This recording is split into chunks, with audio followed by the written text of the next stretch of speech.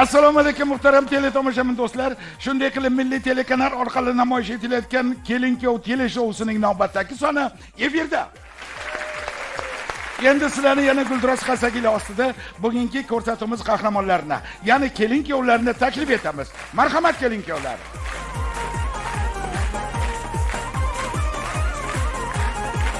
Marhamat. Bugungi ko'rsatuvimizga taklif etilgan ekspertlarni sizlarning e'tiboringizga havola etamiz. Doimo kulib turadilar va ko'rsatuvimizni fayzli o'tishda o'zlarining ajoyib hissalarini qo'shadigan O'zbekistonda xizmat ko'rsatgan artist va ko'rsatuvimiz eksperti Muhammadjon aka Shokirov. Va ularning yonlarida FHDYO, ya'ni ZAKS xodimasi Shayxontohur tumanidan Gulbahorxon Qulmatova. Marhamat kelin-kuyovlar bilan tanishtiramiz. Nursulu, familiyas? Tursinova. Baxtiyorjon Ibragimov. Qaysi viloyatdan? Assalomu alaykum. Avvalambor barcha aziz qatnashchilar, mehmonlar, Milliy telekanali muxlislari. Men asli Buxorolikman. 2005-yil O'zbekiston Davlat konservatoriyasiga kirib, 2009-yil tugatganman an'anaviy xonandalik bo'yicha. 2008-yilda Markaziy temir yo'lchilar madaniyat saroyiga ishga qabul qilinganman. Keyin Navbahor ansamblida ham ish faoliyatimni yuritganman ustozimizning qo'llarida. Hozirgi kunda temir yo'lda ishlab kelmoqdaman. Rahmat. Baxtiyorjon Toshkent shahrida tavallud topganman.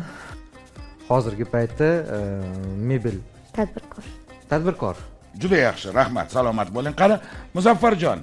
Toshkent shahrida tug'ilganman, lekin otam Surxondaryolik, onam Buxorolik. Juda yaxshi. Kelinsiz? Men Umbarva Nozima uy bekasiman. Uyda tug'ilganmiz. Namangan viloyatida tug'ilganman, hozircha Toshkentda yashayman.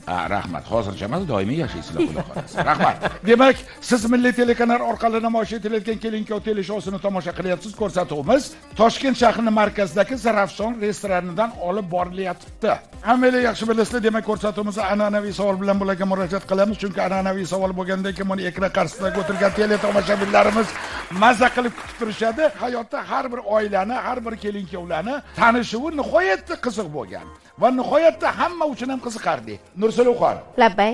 Qani endi siz o'z baxtingizni, o'z baxtiyoringizni qanaqa topgansiz yoki Baxtiyorjon o'z mana suluvingizni qanaqa topgansiz? Tibbiyot kollejini bitirganimdan keyin oradan vaqt o'tib uylanish masalasi O'rtaga qo'yildimi? O'rtaga qo'yildi. Onam aytdilar, uylanish kerak, menga ham yordamchi kerak dedilar. Mayli dedim, bo'lmasam o'zingiz yoqtirgan bir ko'z oshingizga olgan qiz bo'lsa, sovchilikka bora qoling deganimdan keyin Buxoroga to'yga borib keldilar.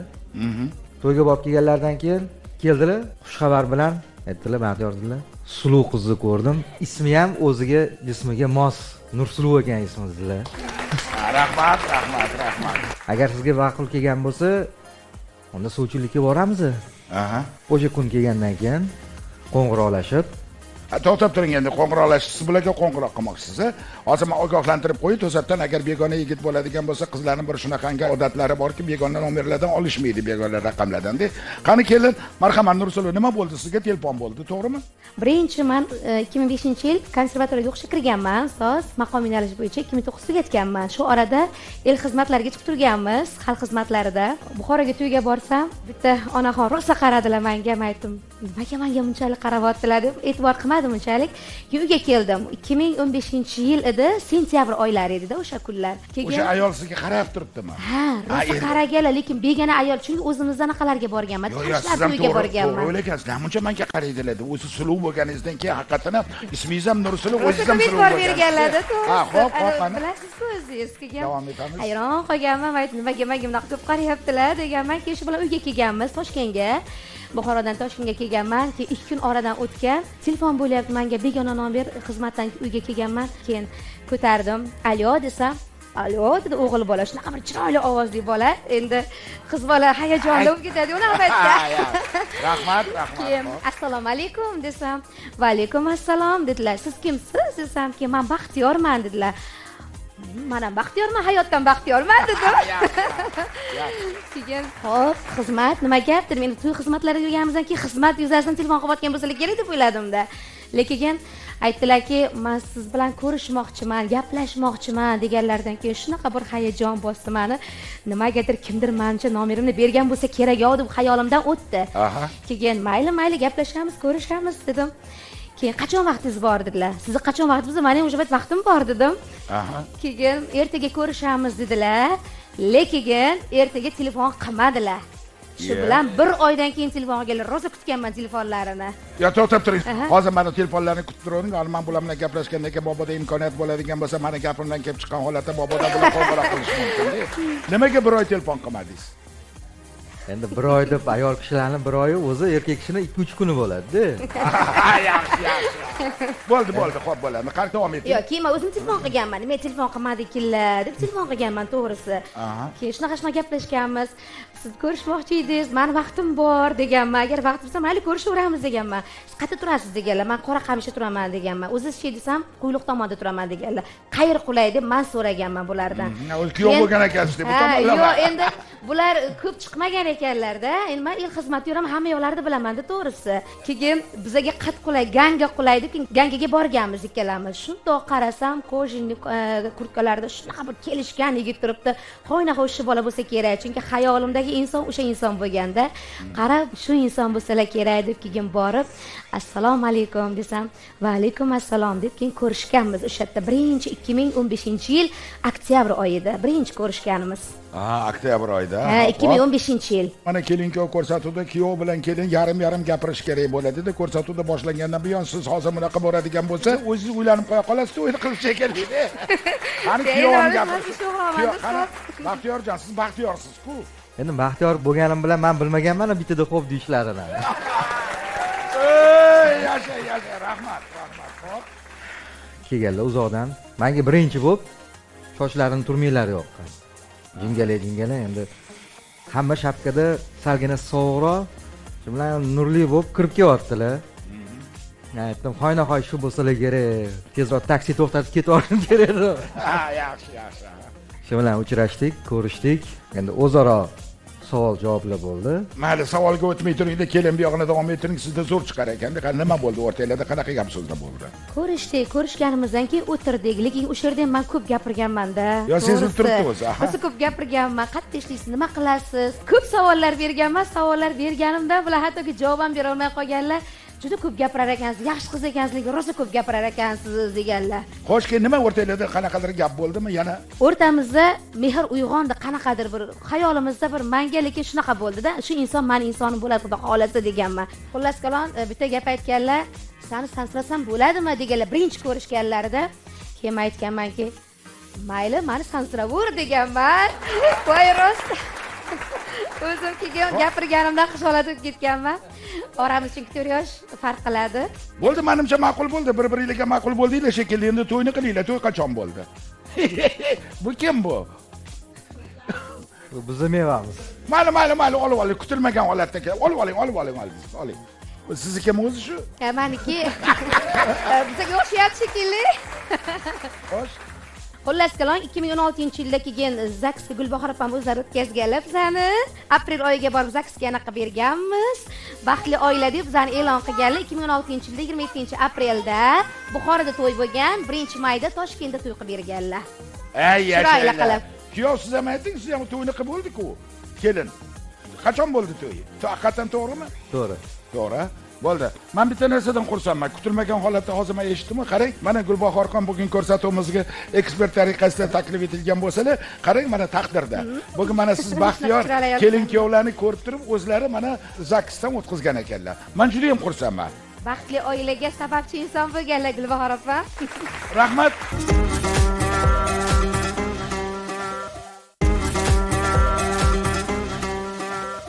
Bugungi kelin-kuyovlarni tabriklash uchun va shu bilan bir qatorda ekran qarshisida o'tirgan millionlab muxlislarimizga, menimcha millionlab muxlislarimiz chiqib qolar agar maqtangan bo'lsam uzr so'rayman. Ularni tabriklash uchun taniqli, hammamiz hurmat qiladigan ajoyib san'atkor, O'zbekistonda xizmat ko'rsatgan artist Ravshan Komilovni taklif etamiz.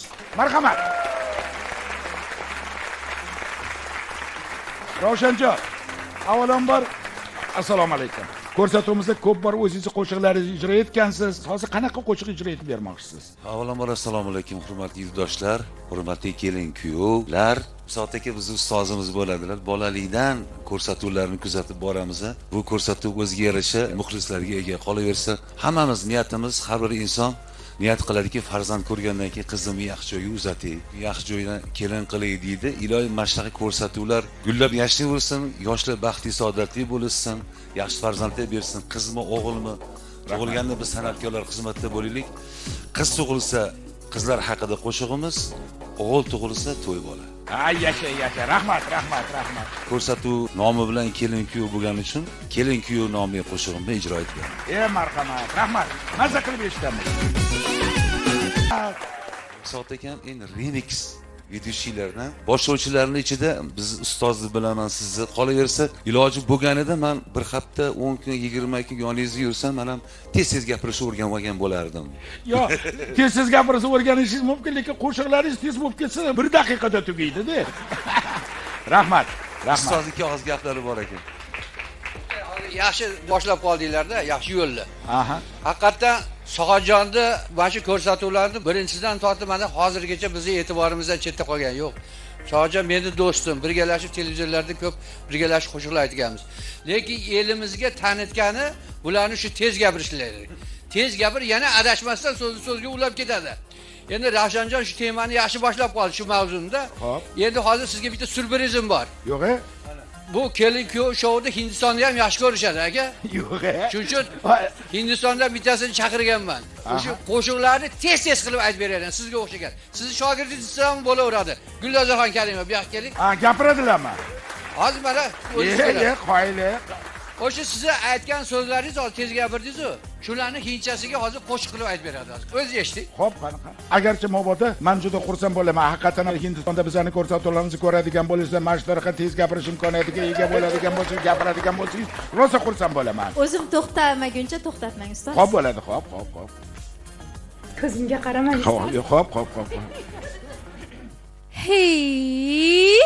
लत-पत कमर दामनी अथर रागनी मेरे ताराए कैसे सजदा देखो मेरे पिया की सावरी जिया से बावरी मेरी अंगन में देखो आज खिला है चांद के बजे तनु चम के जा तनु चमन चम के जा के बजे तनु चम के जा तनु चमन चम के जा पिंगा कपूरी पिंगा मल पिनियानी माल बोलावली रात गालावली पोरी पिंगा la la la la la la la la la la la la la. Rahmat. Bir ikkitasini hisoblamaganda qolganini hammasini to'g'ri gapirdingiz. Rahmat. Salomat bo'ling, rahmat.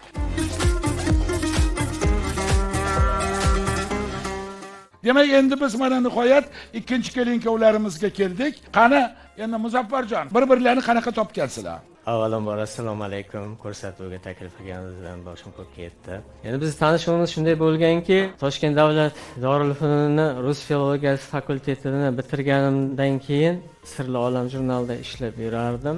Endi yosh o'tgan sayin talabam kuchayar ekanmi, ko'nglimdagi qizni topishim ancha mushkul kechdi. Chunki endi ijod ahli bir orzularda yuradi. Orzungizdagi qiz ham pazanda bo'lishi kerak, chevar bo'lishi kerak, go'zal bo'lishi kerak, xushmuomala bo'lishi kerak va eng asosiysi men uchun uni axloqi va kitob o'qishi muhim ahamiyatga ega bo'lardi. Keyin yoshim qarasam 30 ga qarab ketyapti. Yaxshi. Kechirasiz, gapingiz bo'lganligim uchun uzr so'rayman. 30 ga qarab ketyapti dedingiz, go'yoki yosh o'tib ketayotgandek. Fikr jihatidan bilmadim, to'g'ridir, lekin o'zi aslida hayotiy tajribaga ega bo'lib kechroq uylanganlarda bu hayoti nihoyatda zo'r bo'ladi. Chunki 19-18 ga kirib uylanganlarga qaraganda 29-30 ga kirganlar hayotda hamma tomonlama tushungan bo'ladi. Meni fikrim shunaqada. O'sha uchun demak to'g'ri qilgansiz. Rahmat. Fikringizga 100% qo'shilaman. Chunki mana Yaponiyalarda ham shunaqa deb eshitganman. Yoshligida ota-onasi uylantirib qo'ysa, u nikohning qadriga yetmaydi. Ba'zi oila o'ldim kuydan iborat emas, hayot tashvishlari bor. Rahmatli ota-onam endi uylanmaysanmi degandan keyin uylanib qoldim. Haqiqatan ham uylanadigan fursat kelibdi. Va endi nima qilishni bilmadim. Ko'z ostingga olib qo'yganing bormi deb so'rashdi. Endi yashirmayman. Yoshlikda bo'ladi hammada, ishq boshqa, havas boshqa. Albatta. Yoshlikda bo'lgan endi haligi 18 yoshlarda endi barcha yoshlarda bo'lsa kerak endi. Endi u havas bo'lgan yoshlikda, endi u hech qanday oramizda munosabat bo'lmagan. Endi u keyin shu bilan turmushga chiqib ketgan. Uydagilarga endi o'zinglar topsanglar bemalol uylanaveraman, kimni topsanglar, kimni ma'qul topsanglar, sizlar topgan bir qiz yaxshi bo'lar degan bir fikrni o'rtaga tashladim. Aha, Keyin onam aytdi, bir tog'ayni qo'shnisi bor ekan. Asli ular vodiydan. Ota-onasi bir Toshkentda tug'ilgani, juda kam gap, og'ir, bosiq. Bir uchrashib ko'rgan, yulduzlarga to'g'ri kelsa, ma'qul kelsa, gapinglarga qovushsa, ajab emas bir. Keyin sovchilikka borarmiz deyishdi. Bu vaqtda bo'lmasa sovchilikka tayyorgarlik ko'p turaverishsinda, agar haqiqatan ham siz tog'angizni qo'shnilari bo'ladigan bo'lsa, bir necha daqiqadan so'ng albatta ular bilan gapirish imkoniyatiga ega bo'lasiz-ku. Tariqada qani kelin, demak Nozimaxon siz bularning tog'alarini, qo'shnilarini qizlari bo'lishingiz kerak. Qani endi sizda nima gap? Sizlar tomonga sovchi bormoqchi, tayyorgarlik ko'rib turasizmi yo to'g'ridan to'g'ri aytaverasizmi? Qani nima haqida gap bo'ldi sizga? Assalomu alaykum. Uydagilar senga sovchi kelishyapti deyishdi. Tog'alarni qo'shnilari ekansiz, hech ko'rishganmidingiz bilan, ko'rganmidingiz? Yo'q, oldin hech ko'rmagandim. Ko'rmaganmi? Yo'q. Kam gap bo'ladigan bo'lsa, yaxshi deb aytuvdi, haqiqatan ham kam gap ekansiz-da.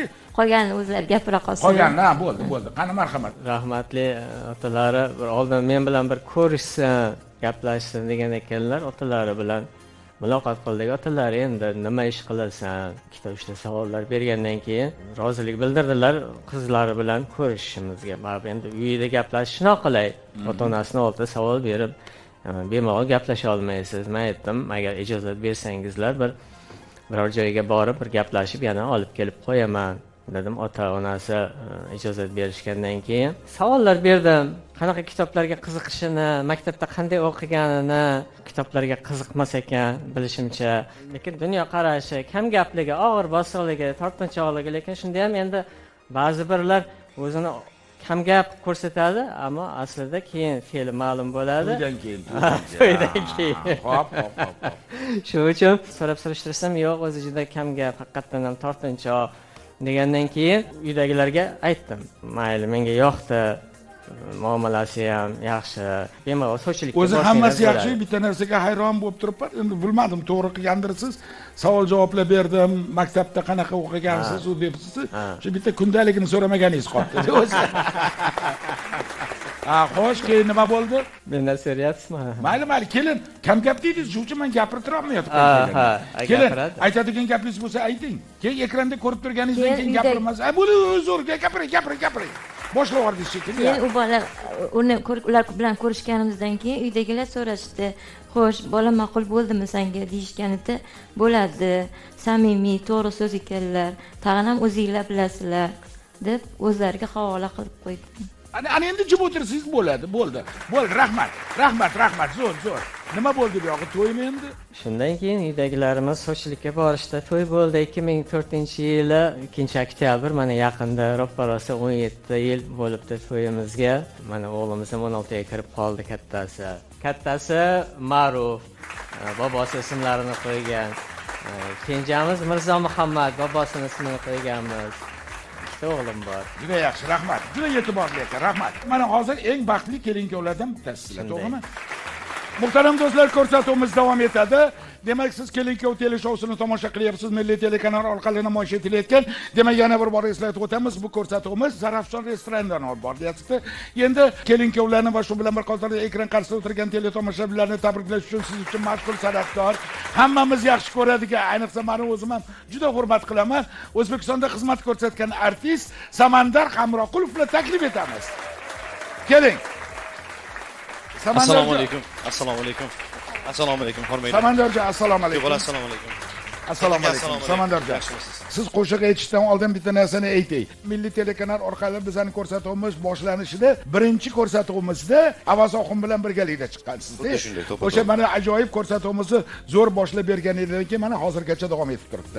Uylanishim shart bo'lgan kundan boshlab, ya'ni uylanishim ma'lum bo'lgandan keyin deyarli 2 yil davomida qiz qidirdim. Sovchi kelyapti deyishganda hayron bo'ldim. Qanaqa Samandar? Soatiga hamma joyda gapiradigan odam shu joyga kelganda tilim aylanmay qoldi. Kim ekan deb turib, bunaqasiga bitta qaradimda, keyin yana 2 marta qaradim. Hindcha qarashdan bo'ldi-da. Hindcha qarash. Hindlarda 3 marta qaraydi, nima? Men bularga e'tibor bermaganman. To'g'risini aytganda-da. Yosh bola bo'lganda u paytda. Bu ko'rsatuv juda umrboqiy ko'rsatuv. Haqiqatan xalqning duosini olgan, xalqqa yoqqan ko'rsatuv. Soat akam qolaversa biz ota qadrdonimiz, otalarimizdan birga o'qishgan. Ko'rsatuv menga juda ham yoqdi. Ko'rsatuv efirga ketgandan keyin juda ham ko'p joylarda, aytaylik, dunyoning qaysi joyiga boradigan bo'lsak, o'sha yerda qayerda o'zbeklar bo'ladigan bo'lsa, albatta keling-kuyov showini YouTube orqali ko'rdik sizni. Soat akamning ko'rsatuvlarida chiqdingiz. Kelin mana bunaqa suhbat qilibsiz. Mana bunaqa ovqatni yaxshi ko'rar ekansiz. Unaqa ekan, bunday tanishgan. Hammasini aytib berishyapti yotdan. Amerikaga borsak ham, Koreyaga borsak ham, Turkiyaga borsak ham. Rahmat. Zo'r ko'rsatuv, O'zbekistondagi eng zo'r ko'rsatuv, eng zo'r shoulardan biri va Soat aka hech qachon qaramaydigan shoumenlardan biri degan. Rahmat. Rahmat. Men ijro etadigan qo'shig'im chegarachi o'g'lonlar to'g'risida shu qo'shiqni ijro etib bermoqchiman. Yashang.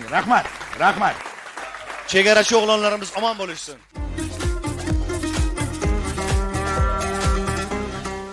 Muhtaram do'stlar, ko'rsatuvimiz davom etadi. Demak, siz Kelinkov teleshowsini, ya'ni Milliy telekanal orqali namoyish etiladigan Kelinkov teleshowsini tomosha qilyapsiz. Ko'rsatuvimiz Zarafshon restoranidan olib borilyapti. Endi odatdagidek studiyamizga taklif etilgan mehmonlar har gal ham ko'rsatuvimiz muxlislari bo'lish bilan bir qatorda qiziqarli savollar bilan birgalikda kelishadi. Qani kimda qanaqa savol bor? Assalomu alaykum. Men ismim Baxtiyor, Qoraqalpog'iston Respublikasi Amudira tumanidanman. Sovchi orqali oila qurganlarmi yoki sevishib oila qurganlar oilasi mustahkam bo'ladimi? Juda yaxshi savol. Tadqiqotlar yuzasidan Feruza Akram va psixolog bilan gaplashganimizda ham sovchilar orqali bo'lgan nikohlar barqarorroq bo'ladi, lekin endi baribir sovchi orqali bo'lgan nikohda ham ikki tomonning roziligi ham bo'lishi kerak. Otasi, onasi, yo uylansang ham shunga uylanasan, uylanmasang ham shunga uylanasan, yo shunga tegasan deb shart qo'ysa, u ko'ngli bo'lmasa, yigitni yo qizni, u nikoh albatta barqaror bo'lmaydi. Lekin agar ikkalasi bir-biriga ko'ngil qo'ysa, ota-onasiga itoat qiladigan shunaqa ruhda o'sgan bo'lsa, albatta ota-ona farzandiga yomon qizni yo yomon yigitni ravo ko'rmaydi va albatta baxtli bo'ladi. Rahmat, kelin, siz bir narsa. Men ham shunga qo'shilaman, sovchi orqali deb o'ylayman. Sovchi orqali. Bu urf odatlarimiz bo'lgani uchun sovchilar orqali avvalambor taqdir nasib qilgan bo'lsa, sovchilar orqalimi yo sevishmi, u yulduzligisiga to'g'ri kelsa, demak uzoq baxtli hayot davom etadi. Ma'lumcha sovchilar orqali bo'lgan oilalar barqarorroq bo'ladi. Mustahkamroq bo'ladi, tushunarli. Rahmat, qani Nursulov? Men ham shu fikrga qo'shilaman. Haqiqatda sovchi orqali menimcha baxtli bo'ladi. Chunki sovchi orqali chiqqanda ham hozir Muzaffar akam aytdilarki, bor ko'rganda o'sha yulduzni to'g'ri kelsa, haqiqatda menimcha bu yaxshi nikoh, juda ham uzoqqa davom etadi bu nikoh. Sevishganlar menimcha juda ham kamdan kam baxtli bo'lishi mumkin. Nazarimda sevishib oila qurganlar mustahkamroq bo'lishi mumkin degan o'ylov bor. Nimaga? Sababi, masalan, kelin bilan o'sha kuyov, endi uylangandan keyin kelin kuyov bo'lishadi-yu. Ular bir necha yillar mobaynida bir-birlarini uchrashib yurib, doimiy bir-birini biladi. Ko'p paytlarda shu kelin kuyov oilada o'rtasida janjal bo'ladigan bo'lsa, hatto o'sha oilada janjal aytishuv bo'lgan paytda ham kelin ham yillar mobaynida jahli chiqqan paytda kuyovga qanaqa munosabatda bo'lishini, agar kelinni jahli chiqsa, kuyov unga qanaqa munosabatda bo'lishini biladi degan fikrdaman. Avvalambor ikkalasi ham mustahkam bo'lsin. Har doim niyatimiz shu. Endi marhamat, Muhammadjon akadan eshitsakda, keyin Gulbahorxon siz yakun yasaysiz. Mashhur shoirimiz Akmal Po'latning bir so'zlari borda, she'rlari. Oila deyilgan yangi davlatga kuyov ila kelin chiqishgan taxtga, bo'lib shoh, malika erishgan baxtga, tarixiy voqea bergandayin ro'y, do'stlar bugun to'y. Qarang, bu oilani qanaqa yuqori darajalarga ko'taryapti. Kelinimiz malika bo'lsa, kuyovimiz shoh. Ya'ni bitta davlat barpo qilinyapti. Bu davlatni barpo qilish uchun shoh zukko bo'lish kerak, malika ularga tayanch bo'lish kerak. Shundagina ana shu oila barpo bo'lib, ko'zlagan maqsadlarga yetib kelishlari mumkin. Hozir ko'zimizning oldida mana shunday oilalarni mana ko'rib o'tiribmiz. Bular o'sha hayotning ummonlariga, to'lqinlariga, zarbalariga, shamollariga, dovullariga bardosh berib, hozir mana shu oilasi bilan oldimizda o'tirib, ko'p tomoshabinlarni ko'z oldida yoshlarimizga o'rnak bo'lib turganlarini biz guvohi bo'lib turibmiz. Soatjon, sizni ko'rsatuvingizni mantiqi shu yerdaki, bu yerda yoshlarimiz ibrat olish kerak.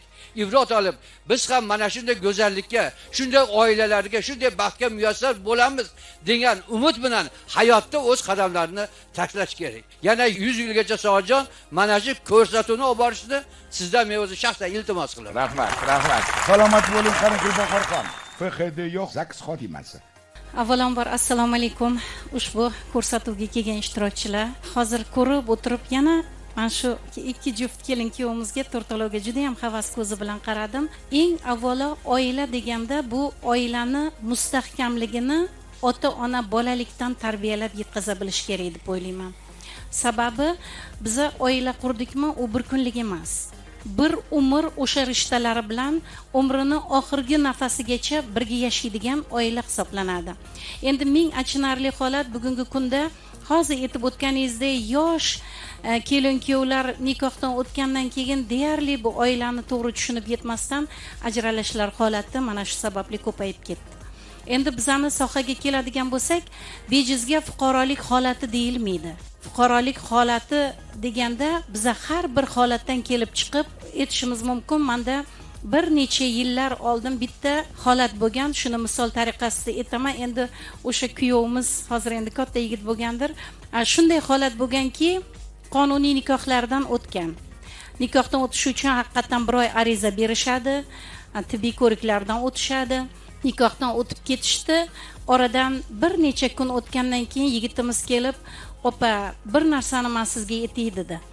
Keyin men yuragim bir g'alati bo'ldi. Nimaga yaqindagina sizni nikohingizni qayta etib, nikoh haqida guvohnoma berdik, tinchlikmi? Ukam desam, men bir qizni juda ham qattiq sevardim.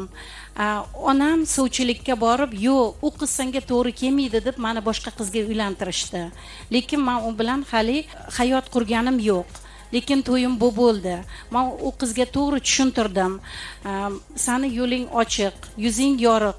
Men hech qanaqa nima bo'lgani yo'q. Ketsang bo'ladi. Men onam qistov bilan uylandim degandim. Keyin men so'radim, "Kelin nima dedi?" desam, shundoq menga qaradida, "Men sizga ajralish uchun bu xonadonga kelmadim. Men qasamyod ichib kelganman ota-onamning oldida.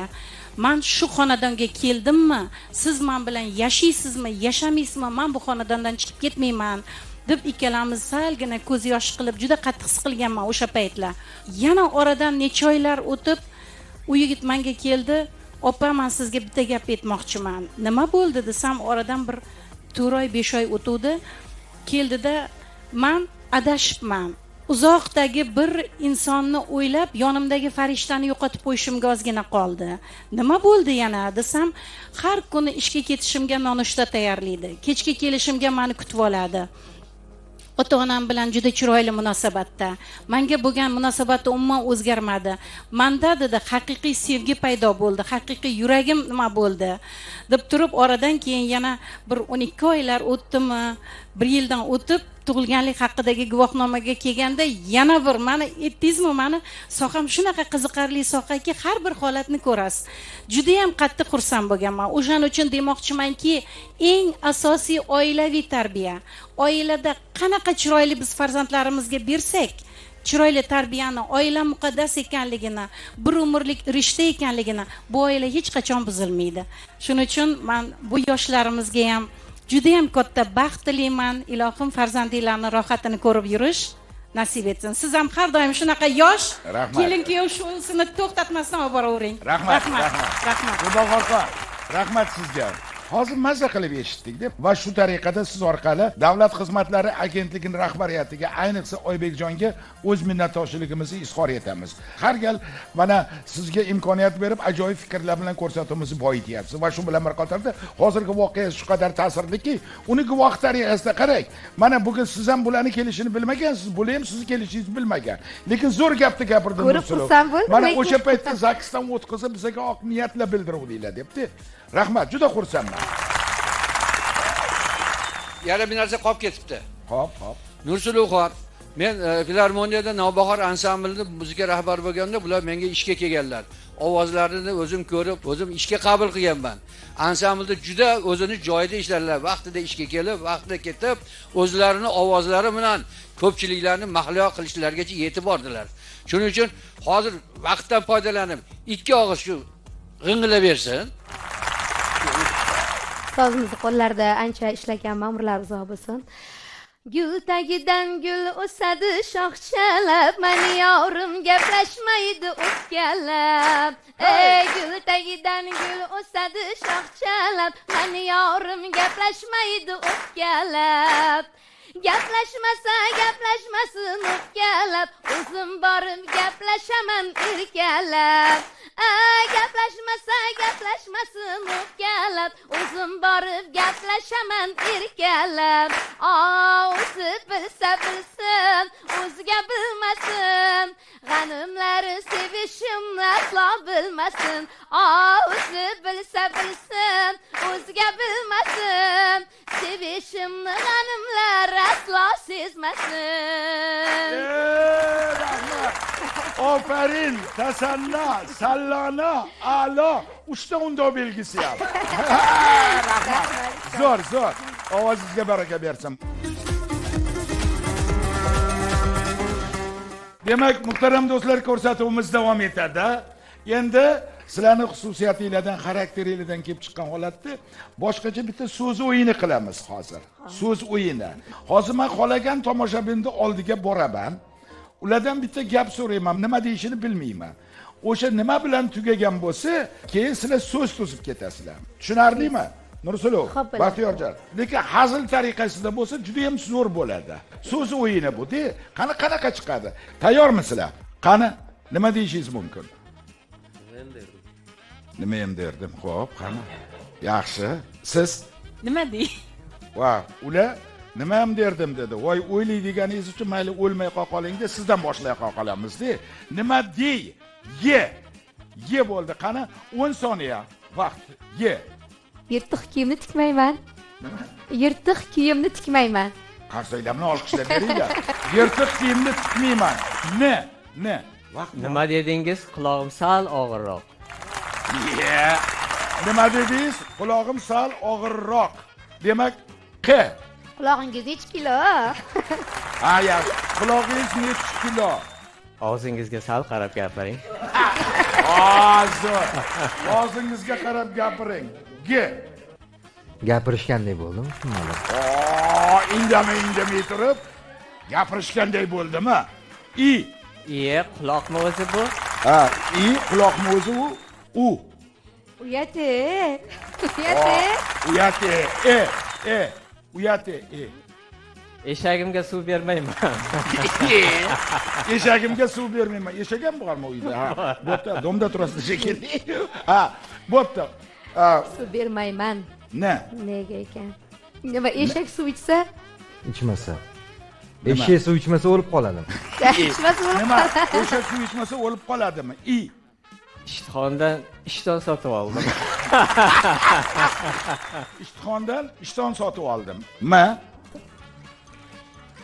ham ishtixondan ishton sotib olganman. Ayting, men ham. Men ham ishtixondan ishton sotib olganman. Nima, ishtoningiz yo'qmidi? Sal oshirib yubormadingizmi? Sal oshirib yubormadingizmi? Ishqilib soat aka tezroq tugatmasangiz, oxiri janjal bilan yakunlanishi mumkin.